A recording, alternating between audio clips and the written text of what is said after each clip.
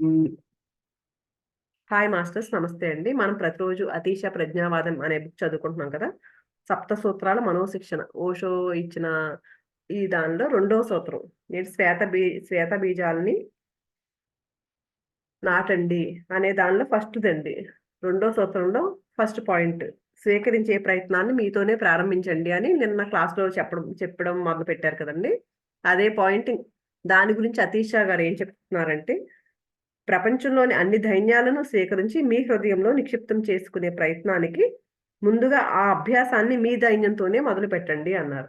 అంటే మొత్తం ముందేం చెప్పారు? ప్రపంచంలో అందరి బాధల్ని తీసుకోమని చెప్పారు కదండీ ముందు చాప్టర్‌లో. ఇప్పుడేం చెప్తున్నారంటే అందరిది తీసుకునే ముందు ఫస్ట్ మీ లోపల ఉన్న దాంతో స్టార్ట్ చేయండి. మీ లోపల ఉన్న బాధలు అవన్నీ ఉంటాయి కదా!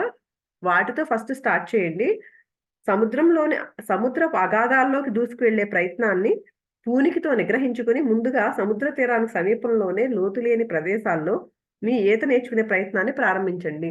ఇప్పుడు మనం సముద్రం దగ్గరికెళ్ళి ఈత నేర్చుకోవాలనుకుంటున్నామనుకోండి. ఫస్టే అసలు ఈత రాకుండానే సముద్రంలోకెళ్ళి ఈదేయడం కాకుండా కొంచెం నీళ్లు తక్కువున్న ప్రదేశంలో లోతు లేకుండా ఉన్న ప్రదేశంలో ఈత నేర్చుకోవడం స్టార్ట్ చేయండి. అలా కాకుండా ఏకంగా అగాధంలోకి చాలా ఎక్కువ నీళ్లున్న ప్లేస్‌లోకే వెళ్ళి మనం దూకే ప్రయత్నం సారం లేని భేదంగానే ఉంటుంది. అంటే నేల విడిచి సాము చేస్తున్న విధంగా తయారవుతుంది. అంతే కదండీ! ఈత అసలు రాకుండా నీళ్ళు ఎక్కువున్న ప్లేస్‌లోకెళ్ళి ఈదేస్తే ఎలా ఉంటది? సరైన తీరులో సాగే ప్రయత్నం అని అది అనిపించుకోదది. అందులో సంభావ్యత ఉండదు. ఉట్టి మాటల కార్యక్రమంలాగే అది తయారై తీరుతుంది. నేను ప్రపంచంలోని దైన్యాన్నంతా నాలోనే తీసుకుంటున్నాను నిజంగానే అని మీకు మీరు చెప్పుకోవచ్చు. కానీ ప్రపంచంలోని సమస్త దైన్యాల గురించి మీకేం తెలుసు? మీ ఆవేదన గురించే మీకు సరైన అవగాహన లేదు గదా! ఎలా అయితే సముద్రంలో మనం ఈత రాకుండా సముద్రం లోతుగా ఉన్న ప్రదేశాల్లో ఈదడం ఎలాగో అలాగే మనలో బాధ పెట్టుకుని, బయట ప్రపంచంలో ఉన్న బాధనంతా నేను నాలోకి తీసుకుంటున్నాను అనడం సరికాదు కదా! అందుకని జెప్పేసి ఫస్ట్ ఏంటి అవగాహన చేసుకోమంటున్నారు. మీలో ఉన్న ధైర్యం ఉందా? దాని గురించి అవగాహన చేసుకోమంటున్నారండి. మన ధైర్యాన్ని మనం వీలైనంత వరకు తప్పించుకునే ప్రయత్నాల్ని చేస్తూ ఉంటాం. మన లోపల బాధలు, దుఃఖాలు ఉంటాయనుకోండి. అవన్నిటిని మనం తప్పించుకునే ప్రయత్నం చేస్తూ ఉంటామంటండి ఎప్పుడు. ఓ దుఃఖం మిమ్మల్ని బాధించిన తక్షణం ఒక రేడియోనో, టీవీనో ఆన్ చేసి వాటిలో లీనమైపోయే ప్రయత్నాలని మీరు ప్రారంభించేస్తారు. అంతే కదండీ! ఏదైనా బాధొచ్చిందనుకోండి, అలా పాటలు పెట్టుకున్నాం, పాటలు పెట్టుకునేసరికి ఆ బాధ పోయింది అని మనం చాలా సార్లు అనుకుంటాం కదండీ! నేచర్ లవర్స్ అనుకోండి, అమ్మ అప్పటి వరకు చాలా చిరాకుగా అనిపించింది, చాలా టెన్షన్స్ ఉన్నాయి నాకు. అక్కడికెళ్ళేసరికి ఆ బాధంతా పోయింది అని ఎన్నో సార్లు, ఎన్నో సిట్యుయేషన్స్‌లో చెప్పుకుంటూ ఉంటాం మనం. ఈయనదే చెప్తున్నారనమాట. ఉపశమనం కోసమే మీ చెలికాడి దగ్గరకో, చెలికత్త దగ్గరకో చేరుకుంటారు. ఆ దుఃఖ విముక్తి కోసము మీరు సినిమా చూడడానికి వెళ్తూ ఉంటారు. క్లబ్బులకి వెళ్తారు. మార్కెట్‌కెళ్ళి షాపింగ్ చేస్తారు. ఏదో ఒక విధంగా మీ నుంచి మీరే పారిపోయి దాక్కునే ప్రయత్నాన్ని చేస్తూ ఉంటారు. మీ గాయాన్ని మీరు చూసే ప్రయత్నాన్ని చేరకుండా మీరు చూసే ప్రయత్నాన్ని చేయకుండా అలక్ష్యంగా తయారవుతారు. ఆ విధంగా నిజంగా మీకెంతో బాధ, వేదన కలుగుతూ ఉందో గమనించే ప్రయత్నాల నుంచి తప్పుకుంటూ ఉంటారు. ఏం చెప్తున్నారంటేనండి, మనకేమన్నా దుఃఖం వచ్చిందనుకోండి, వెంటనే దాన్ని ఎక్కడికో చోటకెళ్ళడము, మనకిష్టమైన పనులు చేస్తూ, ఆ దుఃఖం నుంచి తప్పించుకునే ప్రయత్నం చేస్తారు మీరు. అంటే దాక్కుంటున్నారు మీరు. ఆ దుఃఖాన్ని నుంచి దాక్కునే ప్రయత్నం చేస్తున్నారు మీరు. అందుకని మీ లోపల ఉన్న గాయాలని చూసే ప్రయత్నాన్ని మీరు చెయ్యట్లేదు. ఆ ప్రయత్నం చెయ్యట్లేదు. మీ లోపల ఉన్న దుఃఖాన్ని చూసే ప్రయత్నం మీరు చెయ్యట్లేదు. అందరూ తమ నుంచి తామే తప్పించుకుని పోతున్నారు. దైన్యాన్ని గురించి వాళ్ళకేం తెలుసు? ప్రపంచంలోని దైన్యాన్నంతటిని గురించి వాళ్ళెలా యోచించగలుగుతారు? అంటే మనలో ఉన్న దైన్యాన్ని మనం తీసుకోలేకపోతున్నాం. మనలో ఉన్న దుఃఖాన్ని, బాధల్ని మనం తీసుకోలేకపోతున్నాం. ఇంక ప్రపంచంలో ఉన్న దుఃఖాన్ని ఎలా తీసుకోగలుగుతాం మనం? మొట్టమొదటగా మీరు మీతోనే ఈ ధైర్యాన్ని గమనించే కార్యక్రమం చేపట్టండి. మీకు ఆవేదన, నైరాస్యాలు కలిగినప్పుడు దాన్నే మీ ధ్యానంగా మలుచుకోండి. గది తలుపులు మూసేయండి. ఎప్పుడైనా మనకి దుఃఖం, బాధ ఏమైనా వచ్చిందనుకోండి, ఏం చెప్తున్నారు? ఇలా దాన్ని పక్కన ఏ మ్యూజిక్ వింటూనో దాని నుంచి పారిపోవద్దని చెప్తున్నారండి. అప్పుడు ఏం చేయాలి? చెప్తున్నారు ఈయన. గది తలుపులు మూసేసి నిశ్శబ్దంగా కూర్చోమంటున్నారు. మీకు సాధ్యమైనంత తీక్షణంగా మీ ఆవేదనను, బాధను, నైరాస్యాన్ని, దుఃఖాన్ని అనుభవించేందుకు ప్రయత్నించండి. ప్రశాంతంగా కూర్చునంటండి మనకేదైతే దుఃఖం వచ్చిందో దాన్ని అనుభవించమంటున్నారండి. ఆ బాధను అనుభవించమంటున్నారు. అంతేకాని దాని నుంచి పారిపోవద్దు అని చెప్తున్నారండి. బాధలోకి వెళ్లి ఆ నొప్పిని అనుభవించండి. మిమ్మల్ని ఎవరో అవమానించారు. ఆ అవమానాన్ని దిగమింగి ఊరుకునే కన్నా వారి మీదే తిరగబడి అవమానించే వాళ్ళని సూటిగా ఎదుర్కోవడం ఉత్తమమైన పద్ధతి. కానీ అది ధ్యానం కాజాలదు. అంటే ప్రాపంచికతలో ఉన్నప్పుడు ఎలా ఉంటామండి మనం? ఎవరైనా మనల్ని ఏమైనా అవమానించారనుకోండి, వెంటనే వాళ్ళతో ఫైటింగ్ చేస్తూ ఉంటాం. కానీ అది బెస్ట్ పద్ధతి. కానీ అది ధ్యానం కాజాలదు. అంటే ధ్యానంలోకొచ్చిన తర్వాత మనం ఈ జ్ఞానం తెలుసుకున్న తర్వాత ఇలాంటివి చేయం కదండీ మనం. ఎవరైనా మిమ్మల్ని అవమానించినప్పుడు ఓ లోతైన గాయాన్ని అనుభవించే అవకాశాన్ని మీకు అందించిన ఆ మనిషి పట్ల కృతజ్ఞుడై ఉండండి. ఎవరైనా మనల్ని అవమానించినప్పుడు ఏం చెప్తున్నారండి ఈయన? మీకు అలాంటి అవకాశం అది కూడా ఒక అనుభవమే. మనం భూమి మీద పాఠాలు నేర్చుకోవడానికి, అనుభవాలు తీసుకోవడానికి వచ్చాం కదండీ! ఆ అవమానం కూడా ఒక అనుభవమే అనేటట్లు అలాంటి అనుభవాన్ని మనకిచ్చినందుకు వాళ్ళకి కూడా మనకి ఎవరైతే అవమానం చేశారో మనల్ని, వాళ్ళకి కూడా కృతజ్ఞతలు చెప్పుకోమంటున్నారండి. ఆ మనిషి మీలో ఒక గాయాన్ని ఆవిష్కరించాడు. మీ జీవితంలో మీకు ఎదురైన ఎన్నో అవమానాల ఫలితంగా ఆ గాయం సృష్టింపబడి ఉండవచ్చు. ఆ అవమానాలకన్నింటికి ఈ వ్యక్తి ఆద్యుడు కాకపోయి ఉండవచ్చు. కానీ ఓ ఆవేదన ప్రక్రియ మీలో ప్రస్తుతం చురుకుగా సాగుతున్నందుకు ఆ వ్యక్తి దోహదం చేశాడు. అంటే మనకేదో బాధొచ్చిందనుకోండి, ఎవరైనా అవమానించారనుకోండి, మనకు పాత గాయాలుంటాయి కదా! అలాంటిది. నన్ను అప్పుడు వాళ్ళలా అవమానించారు, వీళ్ళలా అవమానించారు, నన్ను ప్రతి ఒక్కళ్ళు అవమానిస్తున్నారు. అన్నీ గుర్తొచ్చేస్తాయి కదండీ మనకి. అందుకని ఈయన ఏం చెప్తున్నారు? ఆ టైంలో ఏం చేయమంటున్నారు? గది తలుపులు మూసేసుకొని నిశ్శబ్దంగా ఒక చోట కూర్చుని, మిమ్మల్ని ఆవేదనకు గురి చేసిన వ్యక్తి మీద కోపం తెచ్చుకోకుండా, కేవలం ఆ ఆవేదన మీదే ధ్యాస పెట్టి, మిమ్మల్ని తిరస్కరించినప్పుడు మీలో రేగిన అనుతాపం గురించి, అవమానం గురించి, ఆ గాయం మీలో కలిగిస్తున్న నొప్పి గురించి తీవ్రంగా యోచిస్తూ, ధ్యానిస్తూ ఉండండి. కళ్ళు మూసుకొని కూర్చునండి. మన దాన్నే గుర్తు తెచ్చుకోమంటున్నారు. ఆ బాధని, దుఃఖాన్ని, మనకి అవమానాన్ని అవన్నీ మనలో ఎలా ఉంది? మనం ఎలా ఫీలయ్యామో, ఆ ఫీలింగ్స్ అన్నీ బయటికి తెచ్చుకోమంటున్నారు. ఆ గాయం మీలో కలిగిస్తున్న నొప్పి గురించి తీవ్రంగా యోచిస్తూ ఉండమంటున్నారు. ఆలోచిస్తూ ఉండమంటున్నారండి. ఏంటి ఎంత బాధ కలగచేసింది మనలో ఆ గాయం. ఆ బాధను గుర్తు చేసుకోమంటున్నారు. కొంతసేపటికి మీకు ఆశ్చర్యం కలిగించే విధంగా ప్రస్తుతం మిమ్మల్ని అవమానించిన మనిషితో పాటు మీ జీవితంలో ఏర్పడిన అవమానాల పరంపరకు కారణమైన వ్యక్తులందరూ కూడా వరుసగా మీ జ్ఞాపకాల తెర మీదకు కదిలి వస్తూ కనిపిస్తారు. ఎప్పుడైతే మనం అలా కూర్చుని ఆ బాధను గమనించడం మొదలుపెట్టామో, మొత్తం అంతకుముందు జరిగిన అవమానాలన్నీ మన ముందుకొచ్చేస్తాయండి. ఎవరైతే మనల్ని అవమానపరిచారో అవన్నీ మన ముందుకొచ్చేస్తాయంటండి. మీ జ్ఞాపకాల్లో ఆ మనుషులను మీరు గుర్తించడమే కాకుండా, వాళ్ళందరి పట్ల మీకు సంభవించిన అవమానాలన్నీ కూడా అత్యంత తీవ్రతతో మీకు గుర్తుకొస్తూ, అప్పటి ఆ అనుభవాలనే మళ్ళీ రెండవసారి అనుభవించే పరిస్థితి ప్రాప్తిస్తుంది. అంటే అవమానాలంటే అప్పుడు మనం చాలా బాధపడి ఉంటాం. అలాంటి అవమానాలు మళ్ళీ గుర్తొచ్చి, ఆ బాధ మళ్ళీ అప్పుడెంత బాధపడ్డామో ఆ అవమానం జరిగినప్పుడు, అలాంటి బాధ మళ్ళీ మనకు కలుగుతుందంటండి. అలాంటి పరిస్థితి మళ్ళీ వస్తదంట. మళ్ళీ అంత బాధ అనుభవించే పరిస్థితి వస్తుందంట. అన్నింటిని మళ్ళీ అనుభవించండి. ఆ బాధల్ని మళ్ళీ పడండి. ఆ నొప్పిలన్నింటిని మళ్ళీ సహించండి. తప్పించుకునే ప్రయత్నాలను మాత్రం చేయకండి. ఈ ఆలోచననే ఎన్నో వైద్య విధానాల్లో చికిత్స ప్రారంభించేంత వరకు ఏ మందులు తీసుకోకూడదని బాధపడుతున్న రోగికి వైద్యులిచ్చే సలహాకు మూలం. డాక్టర్లు కూడా చెప్తారు కదండీ! వెంటనే వాడకూడదు. ఇంకొంచెం టైమ్ ఇవ్వండి, గ్యాప్ ఇవ్వండి అని చెప్తారు కదా! వాళ్ళు కూడా అందుకే అలా చెప్తారు డాక్టర్స్ కూడా అని. ఆహ్, ఇలా ఎందుకు చెప్తారంటే, మందులు వాడడం అన్నది మానసిక బాధ నుండి తప్పించుకోవడానికి రోగి ఉపయోగిస్తున్న ఓ చిట్కా గాబట్టి. ఇప్పుడు మనకేమైనా బాధొచ్చిందనుకోండి, వెంటనే డాక్టర్ దగ్గరికెళ్ళిపోతాం. డాక్టర్ మందిస్తాడు. కానీ దానికెందుకిస్తాడు? శరీరానికి మాత్రమే మందిస్తాడు. కానీ అదేంటి మానసిక గాయమది. ఆ ఆ మందులు వాడడం వల్ల మీకు మీలోని గాయాలు కనిపించవు. గాయాలను మందులు అణిచి పడేస్తాయి. మిమ్మల్ని వేదనలోకి వెళ్ళకుండా ఆ మందులు ఆపు చేసేస్తాయి. మీకు వేదన నిజంగా కలిగి మీరు ఆ బాధనంతా భరిస్తే తప్ప మీరు ఇరుక్కున్న కారాగారంలోంచి ఎప్పటికీ విడుదల కాలేరు. అంటే పైపైన ఆ గాయాన్ని మాన్పేస్తుంది ఆ మందులు. దానికి అడ్డుపడిపోయి. కానీ ఆ లోపల అలా ఉండిపోయింది ఆ వేదన. మీరు దాన్ని పోగొట్టుకోనంత సేపు అందులోంచి అదొక కారాగారంలాగా లోపల ఉండిపోయి దానిలోంచి ఎప్పటికి విడుదల కాలేరు మీరు అని చెప్తున్నారండి. నలుగురు మధ్యలోకి వెళ్లే ముందు ఏ మందులు వాడకుండా ఉండడం అన్నది పూర్తిగా విజ్ఞాన శాస్త్ర సమ్మతమైన ఆలోచన. వీలైతే కాఫీ, టీ, పొగ త్రాగడం లాంటి డ్రగ్స్‌ను కూడా వాడకుండా ఉండడం ఉత్తమం. ఎందుకంటే ఇవి కూడా సమస్యల నుంచి మీరు తప్పించుకోవడానికి పనికొస్తున్న ఉపకరణాలే. అంటే ఏమైనా బాధొచ్చినప్పుడండి వెంటనే డాక్టర్ దగ్గరికెళ్ళిపోయి నాకిలా పలానా బాధుందని చెప్పేసి చూడండి చాలా మంది డిప్రెషన్‌కి అవి వాడుతూ ఉంటారు. అలా వాడకండి. ఇలాంటి సిగరెట్ అలవాటున్న వాళ్ళకి చూడండి. ఏమైనా కొంచెం టెన్షన్ అనిపిస్తే వెంటనే సిగరెట్ కాల్చేస్తూ ఉంటారు. డ్రింక్ అలవాటు ఉంటే డ్రింక్ చేసేస్తా ఉంటారు వాళ్ళు. ఇది చాలా వీళ్ళంతా ఏంటంటే అవన్నీ ఉపకరణాలంటండి. ఏంటి ఆ బాధను తొక్కిపెట్టేసే ఉపకరణాలవన్నీ. సమస్యల నుంచి మీరు తప్పించుకోవడానికి పనికొస్తున్న ఉపకరణాలు, ఉపాయాలు ఇవన్నీ. మీరు ఎప్పుడైనా గమనించారా? ఏ మాత్రం ఇబ్బందిగా ఉన్నట్టు అనిపించినా వెంటనే మీరు ఓ సిగారో, సిగరెట్టో వెలిగించే ప్రయత్నాన్ని ప్రారంభించేస్తారు. ఆందోళన ఆందోళన తప్పించుకోవడానికి ఇది ఒక ఉపాయమే. మీ ధ్యాస అంతా పొగ త్రాగడం మీదే నిమగ్నమైపోతుంది కాబట్టి నిజానికి ఇది మిమ్మల్ని వెనక్కి తీసుకువెళ్ళే చర్యే.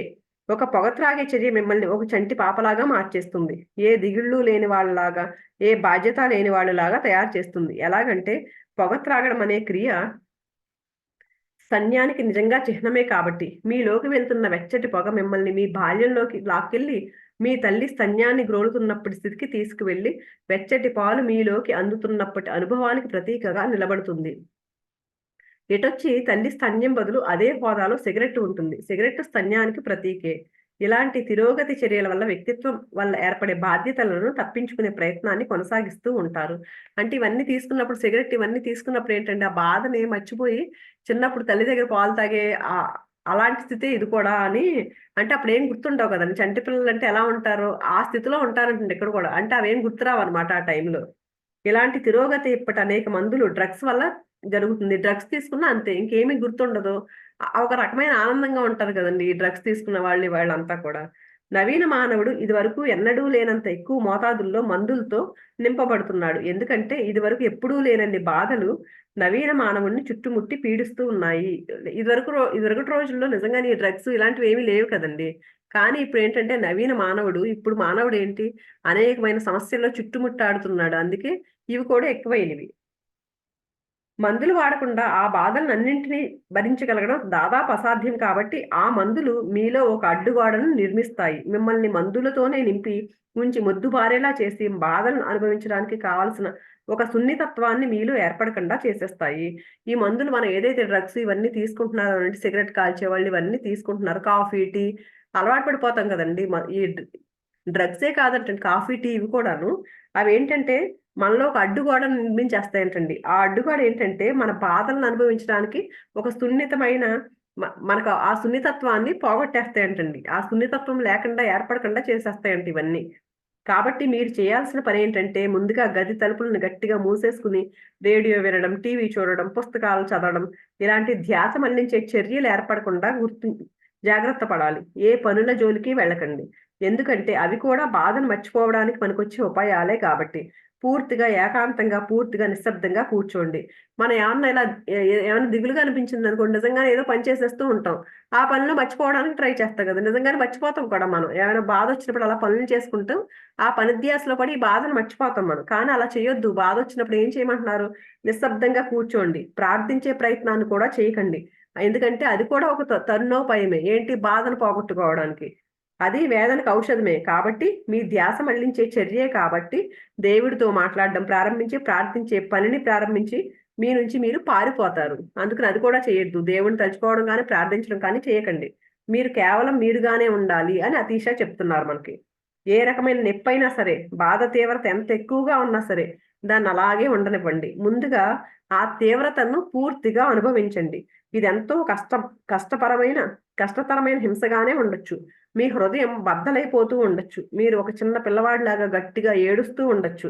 ఉన్నట్టుండి బాధ కేవలం మనస్సులో మాత్రమే కాదని, ఆ బాధ మీ శరీరాన్నంతా ఆవరించిందని, మీ ప్రతి అణువులోనూ ఆ బాధ నిండి ఉందని మీకు అర్థం కావచ్చు. మీ శరీరం మొత్తం కేవలం బాధగానే ఉందన్న ఎరుక కలగవచ్చు. ఎప్పుడైతే మనం అండి దాన్ని అనుభవించడం మొదలుపెట్టామో, ఆ బాధంతా ఏడుపు రూపంలో ఏడుస్తూ గట్టి గట్టిగా ఏడవచ్చంటే ఏదైనా చేయొచ్చంట. అందుకే కదండీ బాధలతో ఇప్పుడు క్యాన్సర్ రోగులందరూ కూడా ఎందుకు ఆ క్యాన్సర్ ఎందుకు తెచ్చుకుంటున్నారంటే, వాళ్ళు ఏదో ఒక రకమైన భారాన్ని మోసేస్తూ లోపల ఆ శరీరంలో ఉన్న ప్రతి అణువు కూడా ఆ బాధను మోసి ఆ క్యాన్సర్ రూపంలో బయట పెడుతుంది. అందుకని ఈయన అదే చెప్తున్నారు. ప్రతి అణువులోనూ ఉంటుంది. ఆ బాధ నిండిపోయి ఉంది లోపల. మీకు అర్థం కావచ్చు. మీ శరీరం మొత్తం కేవలం బాధగా ఉంది అని ఎరుక మీకు కలుగుతుందప్పుడు. ఈ అనుభవాన్ని మీరు పొందగలిగితే ఎంతో ప్రాముఖ్యతను సంతరించుకున్న అంశం ఇది. ఆ బాధను మీలోనే ఇమిడ్చుకునే ప్రయత్నాన్ని ప్రారంభించండి. ఆ బాధను వదిలించుకునే ప్రయత్నాన్ని ప్రారంభించకండి. అంటే మనం బాధొచ్చిందని చెప్పేసి అలా పక్కకి డైవర్ట్ అయిపోకండి. దానిలోనే ఉండి దాన్ని గమనించమని చెప్తున్నారండి. ఎందుకంటే అది ఎంతో విలువైన శక్తి అంటండి అది. దాన్ని వృధా చేసుకోకండి. దాన్ని మీలోకి జుర్రుకోండి. మీలోకి పీల్చుకుని ఆస్వాదించండి. స్వీకరించండి, ఆహ్వానించండి, దాని పట్ల కృతజ్ఞులుగా ఉండండి. మీకు మీరే ఇలా చెప్పుకోండి, ఈసారి దీని నుంచి నేను తప్పించుకోను, ఈసారి దీన్ని నేను తిరస్కరించను, ఈసారి దీన్ని నేను విసిరి పారేసే ప్రయత్నం చేయను, ఈసారి దీన్ని నేను పానం చేస్తాను, ఈసారి దీన్ని నేను అతిథిలాగా ఆదరిస్తాను, ఈసారి దీన్ని నేను జీర్ణం చేసుకుంటాను. ఇలా అనుకోమంటున్నారండి. మన బాధ వచ్చినప్పుడు బాధ నుంచి దూరంగా పారిపోకుండా ఇలా దానికి కృతజ్ఞతతో ఉంటూ దాన్ని స్వీకరిస్తాను, ఆనందంగా స్వీకరిస్తాను అన్నట్లు ఇవన్నీ అనుకోమంటున్నారు. ఆ బాధ జీర్ణమయ్యే సామర్థ్యం మీకు వచ్చేందుకు కొన్ని రోజులు పట్టవచ్చు. ఆ రోజు వచ్చినప్పుడు మిమ్మల్ని ఎంతో దూరాలకు తీసుకెళ్లే దారికి అడ్డంగా ఉన్న తలుపును మీరు గుర్తిస్తారు. ఓ కొత్త పయనం మీ జీవితంలో ప్రారంభమైంది. ఓ నవ్య వ్యక్తిత్వం వైపు మీరు నడుస్తున్నారు. ఎందుకంటే వెంటనే ఏ క్షణాన మీరు బాధను భరించేందుకు అంగీకరిస్తారో, ఏ క్షణంలో మీలో ఏ కోసాన ఆ బాధను తిరస్కరించే తలంపు ఉండదో, సరిగ్గా ఆ క్షణం నుంచే దాని శక్తి, స్వభావం రెండూ పూర్తిగా పరివర్తనం చెందుతాయి. అంటే ఎప్పుడంటేనంటే మనం ఆ బాధని తప్పించుకోవడానికి చూడకుండా దాన్ని పూర్తిగా స్వీకరించేందుకు ఎప్పుడైతే సిద్ధపడతామో అంటండి, అప్పుడు అంటే ఈ బాధ బాబోయ్ నాకొద్దు అలా తిరస్కరించకూడదంటండి. తిరస్కరించకండి. ఎప్పుడైతే ఆ బాధను పూర్తిగా స్వీకరిస్తామో అప్పుడు పూర్తిగా పరివర్తనం చెందుతుందంటండి. ఎలాగా? అది బాధగా ఉండదంట. ప్రతి ఒక్కరిని ఆశ్చర్యచకితుల్ని చేసే పరివర్తనం ఇది. నమ్మశక్యం కానిది. బాధ పారవస్యంగా, వేదన పరమానందంగా మారుతుంది అనేది ఎవరు ఊహించలేని విషయం. ఎప్పుడైతే మనం మనస్ఫూర్తిగా స్వీకరించి దానికి కూడా థ్యాంక్ యూ అని చెప్పుకుంటామో అంటండి, అది పరమానందంగా, పారవస్యంగా మారిపోతుందంటండి ఆ బాధ. మన లోపల ఉన్న బాధ. అంటే లోపల ఇంకేం బాధ లేదు. బాధనంతా స్వీకరించాం కదండీ! స్వీకరించగానే మనస్ఫూర్తిగా అది మారిపోయిందంట. మారిపోతుంది. కానీ మామూలు జీవితంలో పరస్పర విరుద్ధాలుగా అనిపించేవి ఎప్పుడూ కలిసే ఉన్నాయన్న అనుభవం మీకు కలుగుతూనే ఉంటుంది. అవి పరస్పర విరుద్ధాలు కావని, పరస్పర ఆశ్రయాలేనని మీకు తెలుస్తూనే ఉంటుంది. ప్రేమ ఏ క్షణంలో అయినా ద్వేషంగా మారుతుందని, మీ ద్వేషం ఏ క్షణంలో అయినా ప్రేమగా మారిపోవచ్చని మీకు బాగా తెలుసు. అంటే అనుకుంటాం కదండీ! ద్వంద్వాలేమీ లేవు. మనమే సృష్టించుకుంటాం అని మనకు చెప్తూ ఉంటారు కదండీ! ఇంక ఇక్కడ ప్రేమ అనేది, ద్వేషం అనేది ఏమీ లేదు. అందుకని ఈ పరస్పర విరుద్ధాలుగా అనిపిస్తాయి మనకి. ప్రేమ, ద్వేషం ఇవి 2 బాధ, ఆనందం 2 విరుద్ధాలుగా కనిపిస్తాయి. కానీ ఇవెప్పుడు కలిసే ఉంటాయి అని చెప్తున్నారండి. ఎప్పుడు ఇవి మనకేంటి పైకి కనిపించడానికి విరుద్ధంగా కనిపిస్తాయి మనకి. వాస్తవంలో మీ ద్వేషం పరాకాష్ఠకు చేరుకున్న క్షణంలోనే, అత్యంత తీవ్రతను, సంపూర్ణత్వాన్ని అందుకున్న క్షణంలోనే ప్రేమగా మారక తప్పదు. ఎప్పుడైతే దాన్ని పూర్తిగా స్వీకరించామో, మన లోపలికి ఎప్పుడైతే బాధను పూర్తిగా స్వీకరించామో, ఆ క్షణంలో అత్యంత తీవ్రత, సంపూర్ణత్వాన్ని ఎప్పుడైతే పొందిందో, ఆ టైంలో అంటండి ప్రేమగా మారిపోతుందంట ఆ దుఃఖం, ఆ బాధ.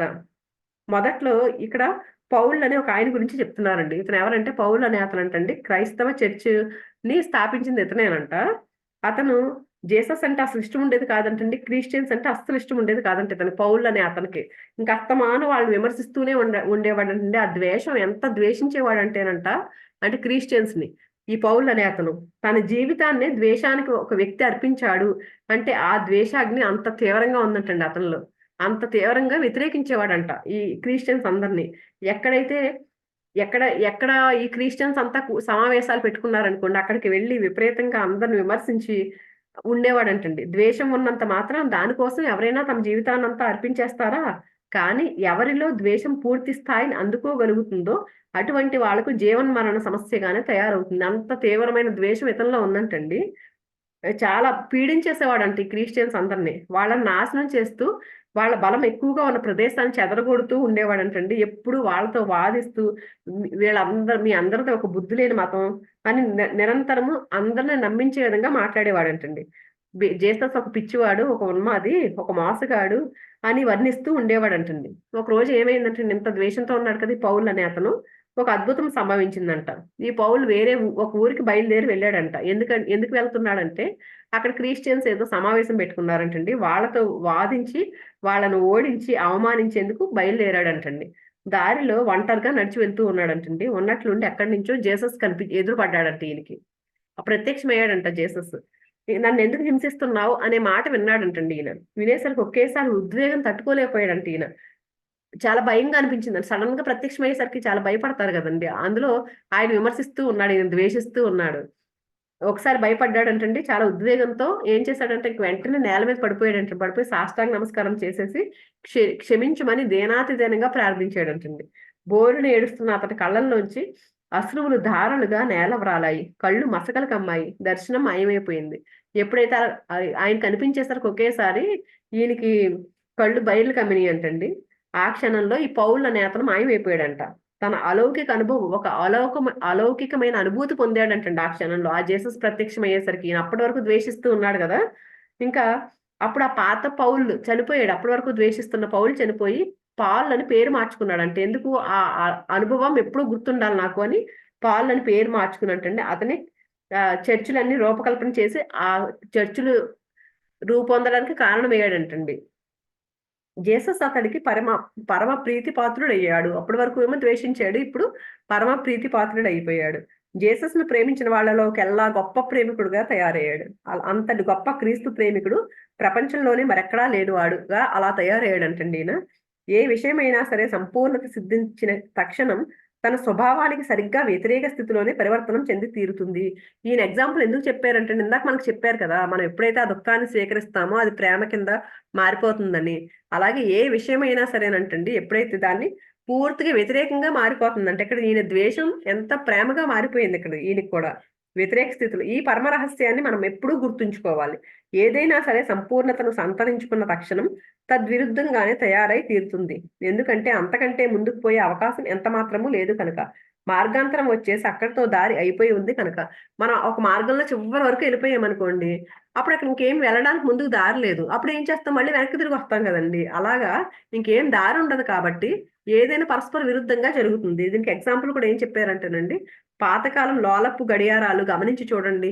మన పాతకాలంలో ఉండే కదండి గడియారాలు, అటు ఇటు తిరుగుతూ బెల్ల కొడుతూ ఉండే కదా.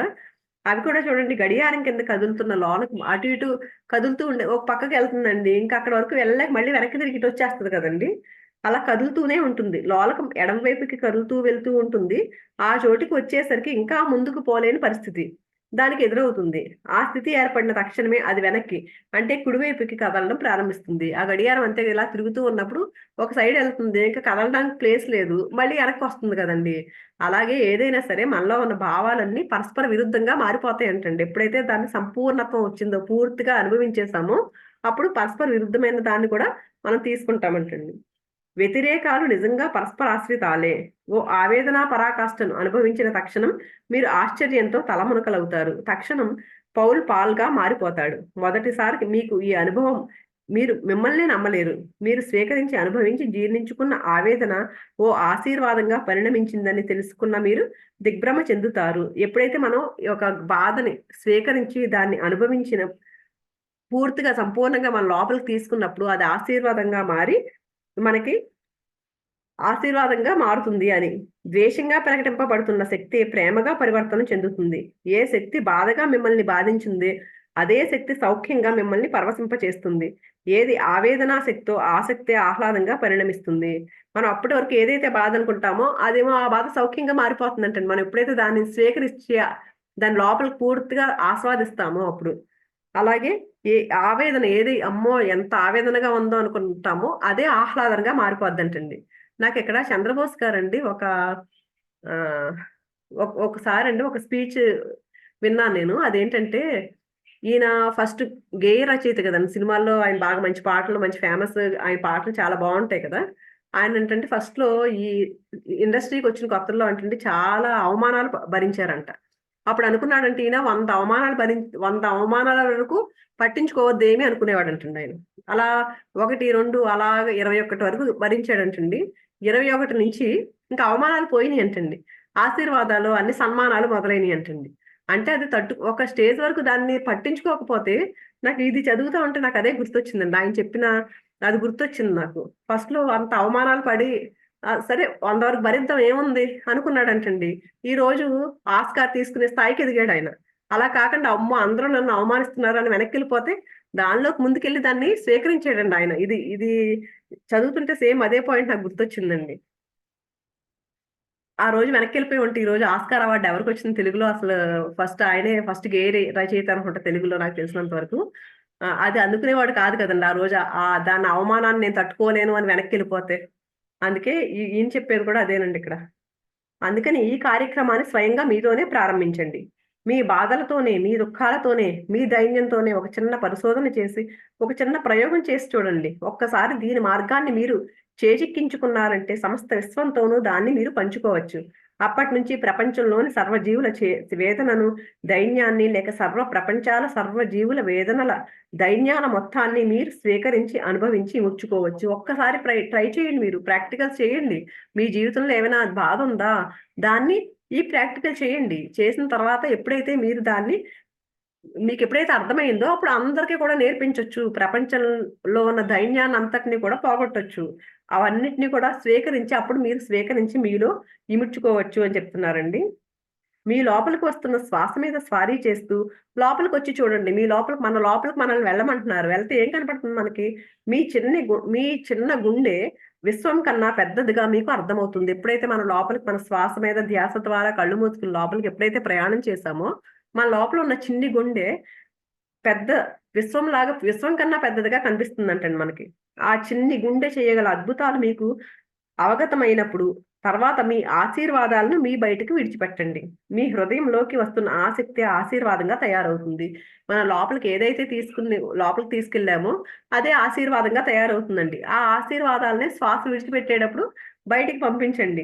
బయటికి వెళ్తున్న శ్వాస మీద స్వారీ చేస్తూ సృష్టిలోని అన్ని మూలాలకు, దిశలకు ప్రసారం చేయండి. అది లోపలికి మన శక్తి తీసుకున్నాం. ఆ శక్తి ఆశీర్వాదంగా మారింది. ఆ ఆశీర్వాదాలను బయటకు వదిలిపెట్టండి మొత్తం.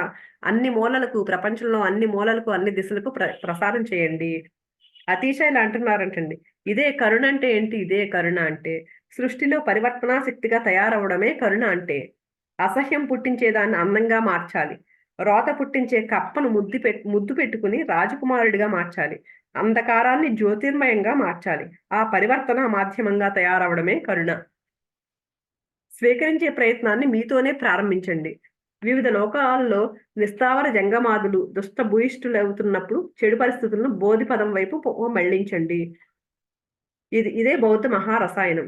సమస్త హింసలను బోధిపదం వైపు పరివర్తనం చేయవచ్చు. అంటే ఏ హింసైనా, ఎలాంటి హింసైనా సరే బోధిపదం అంటే ఏంటంటే బుద్ధుడి మార్గం. ఆ బుద్ధుడి మార్గం వైపు మార్చొచ్చంటండి ఏదైనా సరే. ఆ మార్గం ఏంటి? బుద్ధుడిగా తయారవ్వడమే. హింస మీకు వ్యతిరేకంగా లేదు.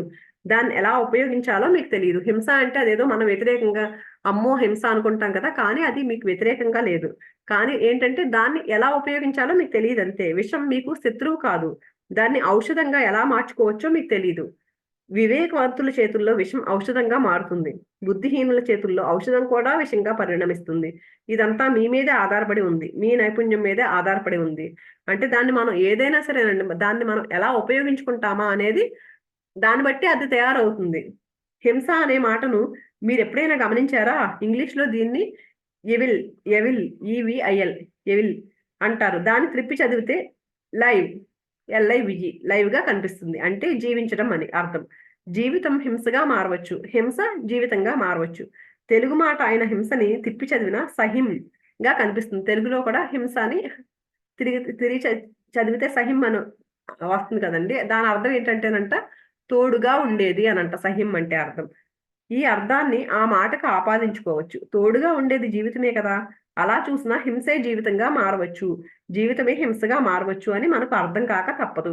హింసను ఇంకో రకంగా త్రిప్పి చదివితే సంహిగా అది కనిపిస్తుంది. సంపూర్ణమైన హితం అని అన్వయించుకోవచ్చు. అంటే హింసను మనం చూసే దాన్ని బట్టి అది ఉంటుంది అని చెప్తున్నారండి ఇదంతా. ఆ మాటలను మీరు ఎలా చదువుతారో అలాంటి అర్థాలే ఆ మాటలకు సమకూరుతాయి. చెడు పరిస్థితులను బోధిపదం వైపుకు అంటే బుద్ధిని మనస్సు వైపుకి, బుద్ధుని అమనస్కం వైపుకి మళ్లించేందుకోసం ఈ సూత్రానికి సంబంధించిన 3 అంశాలను మనం అవగాహన చేసుకోవాలి. అంటే ఏవైనా చెడు పరిస్థితులు వచ్చినాయనుకోండి, అప్పుడు బోధిపదం వైపు, బుద్ధుని మార్గం వైపు నడవమంటున్నారు. ఏంటా బుద్ధుని మనస్సు అంటే మనస్సు లేకపోవడం. బుద్ధుని అమనస్కం వైపు మళ్లించేందుకు ఈ సూత్రానికి సంబంధించిన 3 అంశాలని మనం అర్థం చేసుకోవాలంటండి. అంటే ఆ మనస్సు లేని స్థితికి తీసుకెళ్లడానికి, ఆ బుద్ధుడి మార్గంలోకి తీసుకెళ్లడానికి మనం అర్థం చేసుకోవాలి ఈ సూత్రాలు. మొదటి అంశం ఏంటి? హింసను ప్రతిఘటించడం. జీసస్ బోధ ఇది. హింసను ప్రతిఘటించడం అనేది జీసస్ బోధించేవారంటండి. ఈ ఆలోచన జీసస్‌కు బౌద్ధుల నుండి అందింది అనడానికి అవకాశం ఉంది. జీసస్ కూడానంటండి ఇక్కడ ఇదంతా నేర్చుకుని ఎళ్లారంట. అంటే ఆధారాలు లేవంట గాని అది కూడా చెప్తున్నారిక్కడ. జీసస్ హిందూ దేశ యాత్ర చేశాడు. ఇజ్రాయెల్‌లో తన బోధనను ప్రారంభించే ముందే భారతదేశంలో చాలా కాలం నివసించారంటండి జీసస్. ఇందువల్లే బైబిల్లో జీసస్ జీవితాల గురించిన ప్రస్తావన దాదాపుగా కనిపించదు. బాల్యంలో తన తల్లిదండ్రులతో పాటు ఒక పెద్ద దేవాలయంలోకి వెళ్లి అక్కడ యూదు మత గురువులతో జీసస్ వాదించిన ఒక్క సంఘటన మాత్రం బైబిల్లో ప్రస్తావించబడింది. బైబిల్లో చిన్నప్పుడు జీసస్ ఎక్కడున్నారు అనేది ఎప్పుడు చెప్పలేదంటండి. ఎందుకంటే ఆయన హిందూ దేశంలో చాలా సంవత్సరాల నుండి ఇక్కడ దాన్ని నేర్చుకున్నాడంటండి. ఆ బౌద్ధ మతంలో ఆ హింసను ప్రతిఘటించండి ఇవన్నీ ఇక్కడ నేర్చుకున్నాడంటండి ఈయన. అప్పుడు జీసస్‌కు ఇంచుమించు 12 ఏళ్ల వయసు ఉండవచ్చు. జీసస్ జీవితాన్ని గురించి బైబిల్‌లో మరెక్కడా సమాచారం దొరకదు. 18 సంవత్సరాల కాలం పాటు ఇజ్రాయిల్ నుంచి జీసస్ మాయమైపోయాడు. 30 ఏళ్ల వయసున్న జీసస్ మళ్ళీ హఠాత్తుగా ఇజ్రాయెల్‌లో దర్శనమిచ్చాడు. తరువాత కేవలం 3 ఏళ్లే అతడి ప్రవచనాలు వినిపించాయి. 33 ఏళ్ల ప్రాయంలోనే జీసస్‌ను సిలువ వేసేశారు. ఆ 18 సంవత్సరాల్లో జీసస్ ఎక్కడికి వెళ్లి ఉంటాడు? ఎంతో సుదీర్ఘమైన కాలం అది. ఆ కాల వ్యవధి గురించి బైబిల్ ఒక్క మాట కూడా ఎందుకు చెప్పడం లేదు? టిబెట్‌లో ఇప్పటికీ లభిస్తున్న గ్రంథాల్లో ఆ 18 సంవత్సరాల్లో ఏమేమి జరిగాయో అవన్నీ సవివరంగా కనిపిస్తాయి. జీసస్ ప్రాగ్దేశాలకు వచ్చాడు. యూదులకు జీసస్ బోధనలు నచ్చకపోవడానికి ఇదొక ముఖ్య కారణం. తమ సాంప్రదాయానికి భిన్నమైన అన్య సంస్కృతిని విపరీతంగా వినిపించే ఆచారాల్ని జీసస్ ఎక్కడి నుంచో పట్టుకొచ్చాడు. పాత నిబంధన గ్రంథంలోని ప్రవక్తల ప్రవచనాలనే జీసస్ ప్రస్తావిస్తున్నా ఎక్కడా ఏనాడు వినిపించని కొత్త అర్థాలను జీసస్ ప్రకటిస్తుంటే యూదులు వాటిని జీర్ణించుకోలేకపోయారు. జీసస్ నీతి ప్రవచనాలు వాళ్లకు విపరీతాలుగా వినిపించాయి. అంటే జీసస్ అంటండి వాళ్ళ యూదుల గ్రంథాల్లో ఏవైతే ఉన్నాయో అవి కాకుండా వేరేగా బోధిస్తూ ఉండేవాడంట. అందుకే వాళ్ళకి నచ్చలేదనమాట. వాళ్ళెవరికీ నచ్చేది కాదంట. ఈయన అసలు 18 సంవత్సరాలు ఎక్కడ ఉన్నాడో ఎవరికీ తెలీదంట. బైబిల్‌లో ఎక్కడా లేదు. అంటే ఈయన ఈ జ్ఞానాన్నంతా ఇటు నేర్చుకుని ఎళ్ళాడనమాట అక్కడికి. అందుకని ఆ గ్రంథాల్లో లేనిది చెప్తున్నాడు కాబట్టే చాలా మందికి నచ్చక సిలువ వేశారనుకుంటండి ఆయనకి. ఓ ఉదాహరణ కూడా చెప్తున్నారు. ఏంటంటే, ఒక ప్రవచనాన్ని గమనిద్దాం. హింసని ప్రతిఘటించండి. సరిగ్గా ఇప్పుడు ఈ మాట పూర్తిగా యూదు సాంప్రదాయానికి విరుద్ధంగానే వినిపిస్తుంది. అంటే వీళ్ళంతా యూదులు గదండీ! యూదుల్లో ఏంటంటే, హింసని ప్రతిఘటించండి అనేది ఉండదంట. ఆళ్ళు ఖచ్చితంగా హింస చేస్తారంటండి. యూదుల దేవుడైన యెహోవా హింసకు పూర్తిగా శత్రువే. ఆ భ్రష్టాచారానికి ఆయన ఎంత విరోధో సోదోమ్, గొమొర్రా నగరాలను ఆయన సర్వనాశనం చేసేసిన కథను మనం చదివి అర్థం చేసుకోవచ్చు. ఆయనంటే హింసకు పూర్తిగా వ్యతిరేకలాగా కనిపిస్తాడు గానీ, మొత్తం ఈ నగరాలను ధ్వంసం చేసేసాడంటండి 2 నగరాలను. ఆ నగ్ ఆహ్, ఆ నగరాల్లో హింసా ప్రవృత్తి ప్రజ్వలింది కాబట్టే వాటిని ఆయన నాశనం చేసేయడం జరిగింది. అక్కడ హింస జరుగుతూ ఉంది కాబట్టి ఆ నగరాలను నాశనం చేసేసాడంటండి. అక్కడ కొంతమంది సజ్జనులు కూడా ఉన్నారు. అంటే ఇప్పుడు చూడండి మనకు కూడా పాకిస్తాన్ నాశనం చేసేయాలి అంటే కొంతమంది అంటారు. అంటే పాకిస్తాన్‌లో కూడా మంచి వాళ్ళుంటారుగా. మొత్తం పాకిస్తాన్ అంతటిని ఎందుకు నాశనం చేయాలి అంటాం కదండీ! అలాగే ఈయన కూడా హింసకు వ్యతిరేకేనంట. కానీ వ్యతిరేకని చెప్పేసి 2 నగరాలు మొత్తం నాశనం చేసేసాడంట. మరి ఆ 2 నగరాల్లో మంచివాళ్ళు కూడా ఉంటారు కదా! కానీ దుష్కృతులని వినాశనం కోసం సాధువులను కూడా ఆయన సంహరించేశాడు. అంటే చెడ్డవాళ్ళున్నారు. వాళ్ళ కోసం ఈ మంచి వాళ్ళని కూడా సంహరించేశాడాయన. ఆ యూదు దేవుడు ఇలా అంటూ ఉంటాడు. నేను మహా అసూయ కల దేవుడిని. నాకు విధేయులుగా ఉండకపోతే మిమ్మల్ని వధించేస్తాను. ఆయన ఎప్పుడు ఇలా చెప్తే ఉండేవాడంటండి. నేను చాలా అసూయపరుడిని. నాకు విధేయుడిగా ఉండాలి మీరు లేకపోతే వధించేస్తానని. ఆయన ఒక నియంత. పాత నిబంధన గ్రంథం హింసను దండించమని కంటికి కన్ను అని చెప్తుంది. అంటే ఒక కన్ను తీశారు మళ్ళీ కంటికి కన్ను. ఇంకో కన్ను తీసేయడమే అన్నట్లు. జీసస్ పదే పదే ఇలా చెప్తూ ఉండేవారంట. ఇప్పటివరకు మీకు ఎవరైనా మీ మీద ఇటుకరాయి విసిరితే వాళ్ళ మీదకు ఓ రాయినో, రప్పనో విసిరి కొట్టమని బోధింపబడింది. కానీ నేనేమంటానంటే మీ మీ మీ మీకు ఒక చెంప మీద ఎవరైనా కొడితే మిమ్మల్ని, వాళ్ళకి మీ మరో చెంపను కూడా అందించమని నేను చెప్తాను. అంటే అప్పటి వరకు ఆళ్ళకేం బోధించారంటండి యూదులు, ఎవరైనా ఒక రాయి పెట్టి మిమ్మల్ని కొట్టారనుకోండి, తిరిగి మీరు కూడా ఇంకొక రాయి పెట్టి కొట్టండి అని చెప్పేవారంట. కానీ జీసస్ ఏం చెప్పేవారు, మిమ్మల్ని ఎవరైనా కొడితే తిరిగి ఇంకో చెంప కూడా చూపించండి. మన గాంధీ గారిలాగా అన్నమాట. ఈ హితవాక్యం యూదు సంప్రదాయానికి పూర్తిగా విరుద్ధం. అన్య సంస్కృతి ఇది. కానీ ఓ బౌద్ధుని ఆలోచనకు ఇది విరుద్ధం కానే కాదు. అంటే వాళ్ళకి ఇప్పటి వరకు తెలీదు. యూదులు ఏంటి ఎంతసేపు అలా నేర్చుకున్నారు కదండీ! వాళ్ళ సంప్రదాయానికి విరుద్ధం అన్నమాట. బౌద్ధ సంప్రదాయం ఇది. సంపూర్ణమైన బౌద్ధ ధర్మమే ఇది. హింసను ప్రతిఘటించకండి. హింసను స్వీకరించి మీలో ఇముడ్చుకుని దాన్ని పరివర్తనం చెయ్యాలంటే మీరు నేర్చుకోవాల్సిన మొదటి అంశం ఇది.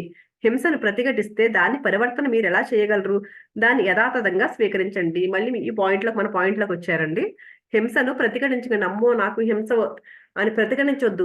ఇది హింస అని. దాన్ని స్వీకరించి మనలోకి ఇముడ్చుకోమని చెప్తున్నారండి. అంటే దాన్ని మార్చాలి. పరివర్తన చేయాలంటే నేర్చుకోవాల్సిన మొదటి పదం ఇది. ఏంటి మీరే స్వీకరించండి. మీ శత్రువులను ప్రేమించండి అని జీసస్ చెప్తాడు. యూదుల దేవుడు తన శత్రువులను ప్రేమించడు. మరి మనుషుల్ని ఎందుకు ప్రేమించాలి? దేవుడే శత్రువును ప్రేమించలేకపోతే అర్భకుడైన మనిషి శత్రువుని ఎలా ప్రేమించగలడు? మమ్మల్ని మీరు ఎలా ప్రేమించుకుంటారో మీ శత్రువులను అలాగే అలాగే ప్రేమించండి అని జీసస్ చెప్తాడు. ఆయన ఏం చెప్తాడండి? యూదుల దేవుడు ఏం చెప్తాడంటే శత్రువులను ప్రేమించడంటండి. మరి మనుషులు ఎందుకు ప్రేమించాలి? అంటే ఆయన దేవుడని కొలుస్తున్నారు వీళ్ళు. ఆయనే ప్రేమించట్లా మనుషుల్ని శత్రువు అయితే. కానీ జీసస్ ఏం చెప్తాడు? మీ శత్రువులను కూడా మీలాగే ప్రేమించండి అని జీసస్ చెప్తున్నాడు.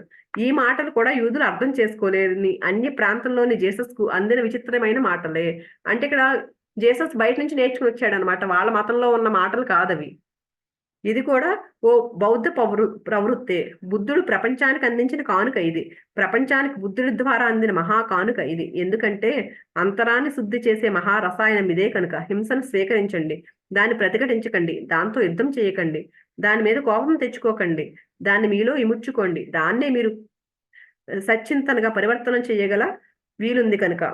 బాధను, నొప్పిని, హింసను హితం వైపు మళ్లించే కళే తద్విరుద్ధాన్ని తెలుసుకోవాలనే అవసరాన్ని గుర్తించే కళ. కాంతి ఉండాలంటే అక్కడ ముందు చీకటే ఉండి తీరాలి. అటువంటప్పుడు చీకటిని ద్వేషిస్తున్న వాళ్ళు ఎప్పుడూ ఓ అయోమయమైన స్థితిలోనే ఉంటూ ఉంటారు. వాళ్ళు చేస్తున్నదేమిటో వాళ్ళకే తెలియదు. అందుకని మనం మిగిలింది రేపు చెప్పుకుందామండి. ఇక్కడ ఆపుకుందాము. ఎందుకంటే ఇంకా ఈ పాయింట్ ఇంకా ఉందండి. స్వీకరించండి, ఏదైనా సరే ముందు మనల్ని మనం స్వీకరించమని చెప్తున్నారు. అలాగే హింసను ప్రతిఘటించండి అని చెప్తూ ఇంకా ఇక్కడతో ఆపుకుందామండి. థ్యాంక్ యూ సో మచ్ అండి.